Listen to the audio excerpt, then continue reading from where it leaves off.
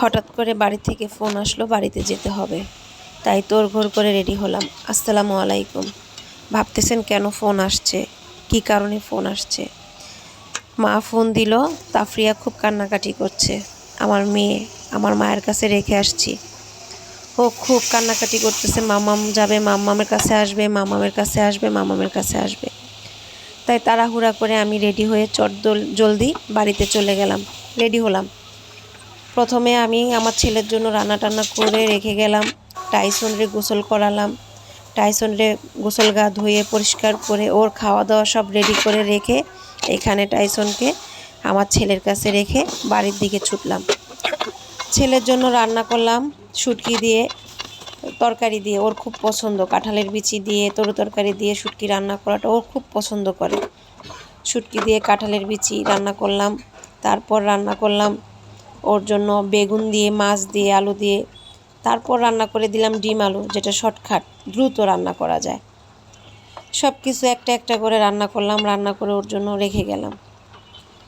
হ্যাঁ, মেয়ের জন্য 2টা হিজাব বানাবো। ও আবার এখন নামাজ পড়তে চায়, যা দেখে তাই অনুকরণ করতে চায়। নামাজ পড়ে দোয়া করে। মাশাল্লাহ, সবাই মাশাল্লাহ বলবেন ওর জন্য। ওটাও দেখাবো আমার মেয়ে কিভাবে আল্লাহকে ডাকে, কিভাবে নামাজ পড়ে। আমার মেয়ে বলতে কি, ভাইয়ের মেয়ে, ও আমারই। ও আমাকে মাম্মাম ডাকে, আমার হাজবেন্ডে পাপ্পা ডাকে। সবাই একটু দোয়া করবেন। যাওয়ার আগে একটু সেলাই করলাম। পাশের বাসার আন্টির আবার সেলাই মেশিন আছে, আন্টি কেটে দিল। আমি তাড়াহুড়া করে সেলাই করে 2টা হিজাব তাদের জন্য বানিয়ে নিয়ে গেলাম। একটা বড় মেয়ের জন্য, একটা ছোট মেয়ের জন্য। কেমন হয়েছে জানি না, জানাবেন। যতটুক জানি হাতের কাজ ওটুকুই করলাম, করে ওদের জন্য 2টা হিজাব নিয়ে গেলাম। ও কি খুশি হিজাব দেখে, ওহ কি আনন্দ ওদের, মানে ধরে রাখতে পারে না। সরি, একটু কথাটা বেরিয়ে গেল। যাওয়ার আগে ছেলের জন্য নুডলসও রান্না করে দিয়ে গেলাম বিকালবেলা। সব কিছু এক এক করে রান্না করলাম। ছেলে আমাকে নিয়ে গেল, ও বৃষ্টি, ঝুম বৃষ্টি। ছেলে আমাকে নিয়ে গেল এয়ারপোর্ট। সিএনজিতে করে মা ছেলে যাচ্ছি এয়ারপোর্টে। যাওয়ার পথেই বৃষ্টি শুরু হয়েছে। যাওয়ার পরে 2 ঘন্টা বিড়ম্বনা। ঢাকাতে কোনো গাড়িই চলে না, কি যে কষ্ট, কি বলবো। রওনা দিলাম। গাড়িতে বসিয়ে ছেলের বললাম, তুমি চলে যাও, তোমার পরীক্ষা আছে, তুমি বাসায় চলে যাও। না, আমার গাড়ি ছাড়া পর্যন্ত ও থাকবেই থাকবে। বৃষ্টিতে ভিজে ছেলে আমাকে গাড়িতে উঠিয়ে দিয়ে ও চলে আসছে ওর বাসায়, গন্তব্য। আমি আস্তে ধীরে চাঁদপুর চলে গেলাম। চাঁদপুর যেতে যেতে রাত্রে 9টা। যাওয়ার পর তো ও যে আমাকে দেখে আর আমাকে ছাড়বেই না, ও কি কান্না। ওই সিনটা অবশ্যই ভিডিও করতে পারি নাই, ওই মুহূর্তে তো আর ভিডিও করা যায় না।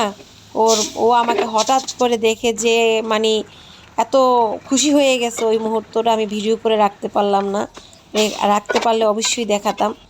সবাই দোয়া করবেন ওর জন্য, আমার ছেলের জন্য, সবার জন্য। আমার বাবার জন্য একটু দোয়া করবেন সবাই। আমার বাবা অনেক অসুস্থ, ক্যান্সারের রোগী আমার বাবা। সবাই একটু আমার বাবার জন্য খাস দিলে দোয়া করবেন, যেন আমার বাবা তাড়াতাড়ি সুস্থ হয়ে যায়, আমাদের মাঝে যেন থাকতে পারে। আমার বাবার জন্য আমি আমার বাবাকে অনেক ভালোবাসি, অনেক মিস করি। সবচেয়ে বেশি আমার জীবনে আমি ভালোবাসি আমার হাজব্যান্ডকে, আমার 2 সন্তান, আমার বাবা। এই 4 জন মানুষ আমার জীবনের সবচেয়ে অনুপ্রেরণা, ভালোবাসা, আমার জীবনের সব কিছু। আমার 2টি ছেলে, আমার বাবা, আমার হাজব্যান্ড, ওদের ছাড়া আমি লাগে যেন চলতেই পারি না। আমার হৃৎপিণ্ড বন্ধ হয়ে যায়। দোয়া করবেন সবাই আমাদের জন্য, সবার জন্য। আসসালামু আলাইকুম। প্লিজ না, এখন কি করবে এখানে গেলাম।